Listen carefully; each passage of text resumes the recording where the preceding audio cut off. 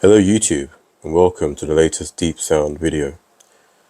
The topic of this week is unusual, simply because, as a YouTube creator, I also spend time on YouTube, and I have an interest in some of the topics which appear on the platform.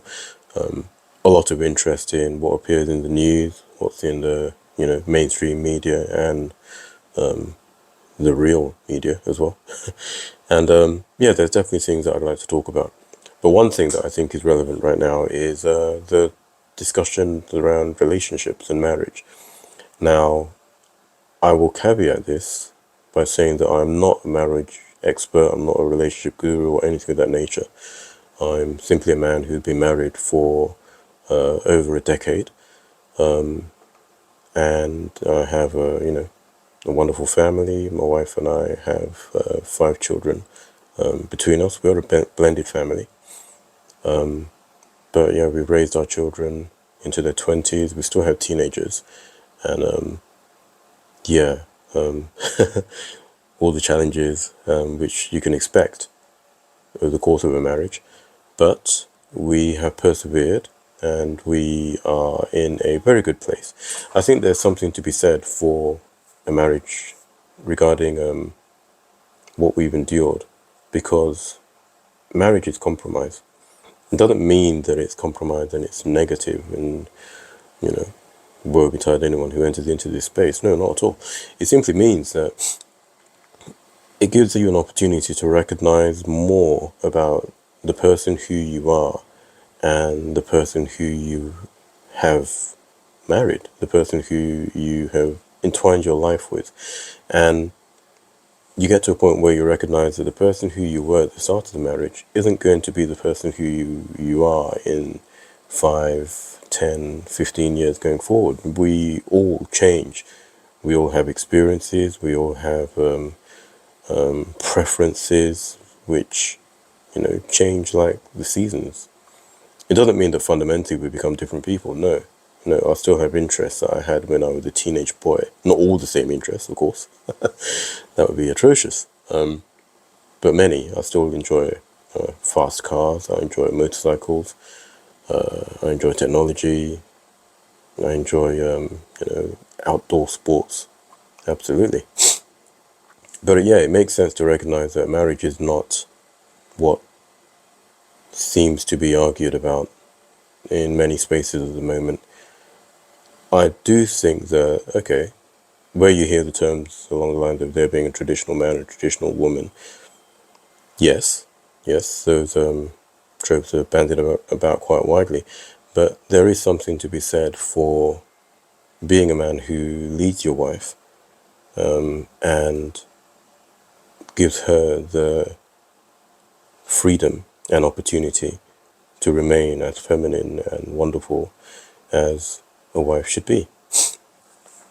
That means being a masculine man, taking on responsibility and doing the necessary work.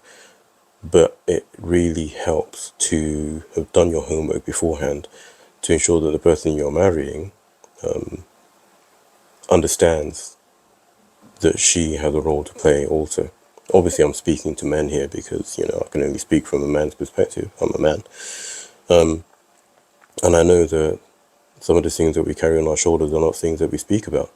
So not only as a man, but as a Christian man, as a God-fearing man, I recognize how important it is to make good use of our reference guide, aka the Bible.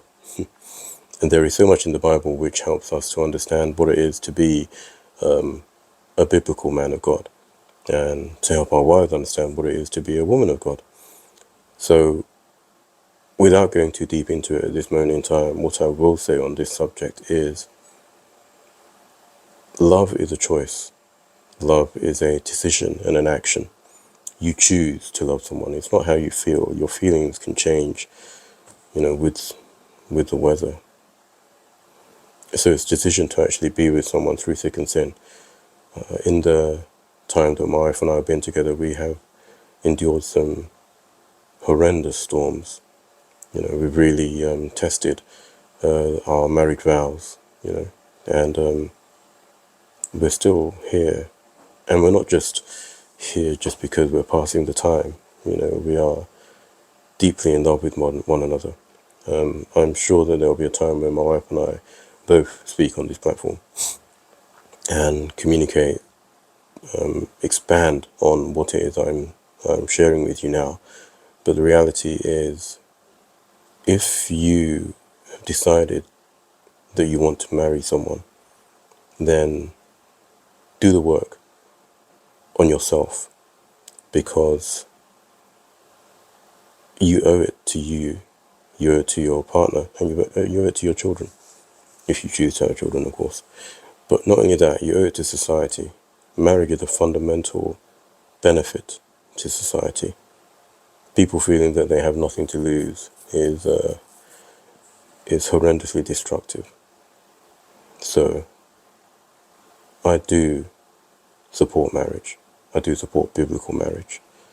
And I think that it would behoove you to do the same. Anyway, I like to keep these videos short and engaging. So please, if you do have any questions, feel free to comment, and do like, share and subscribe.